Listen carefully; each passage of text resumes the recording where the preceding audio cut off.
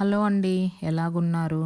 ఈరోజైతే మనం వాము చారు ఎలా చేసుకోవాలో చూద్దామండి. ఫస్ట్ అయితే నేను ఇక్కడ గిన్నె పెట్టేసుకొని కొంచెం ఆయిల్ పెట్టుకొని అలాగే దాంట్లో ఆవాలు, జీలకర్ర, అలాగే మెంతులు చూస్తున్నారా అజ్వాయిన్ అంటే వాము అండి. వాము కూడా సరిపడినంత వేసుకొని అలాగే వెల్లుల్లిపాయ అయితే నేను మొత్తం ఒక పెద్దదైతే తీసుకున్నాను.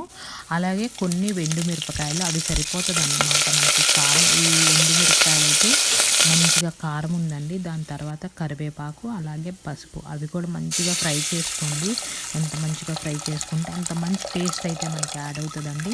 చింతపండుని ముందుగానే నేను కొంచెం వేడి నీళ్ళలో నానబెట్టి జ్యూస్ తీసి పెట్టుకున్నాను అనమాట. ఈ లాస్ట్న అడుగైతే అసలు పెట్టుకోకండి. ఇన్ కేసు వాటిల్లో అయితే కొంచెం ఇసుక అలాంటివి రాళ్ళు కూడా ఉంటాయి అన్నమాట. ఇలా అయితే నేను పులుసంతా యాడ్ చేసుకున్న తర్వాత ఈ మనకి చక్కగా బాగా చేత్తో మంచిగా నలిపేసేసుకోండి. మీకు సూపర్గా అయితే టేస్ట్ అయితే వచ్చిద్ది అనమాట ఇలా చేయటం వల్ల. అండ్ అలాగే మనం సరిపడినన్ని నీళ్ళు కూడా పెట్టుకుందాం. ముందు మనం చిక్కటి చింతపండు పులుసు పెట్టుకున్నాం కదా, దానికి తగినట్టు అనమాట.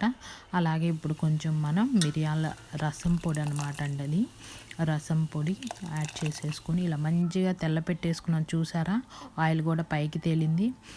అసలు హెల్త్కి అయితే చాలా మంచిదండి. అలాగే మీరు సూప్లా కూడా తాగొచ్చు. ఈ వీడియో మీకు నచ్చింది అనుకుంటున్నాను. మర్చిపోకుండా సబ్స్క్రైబ్ చేసేసుకో.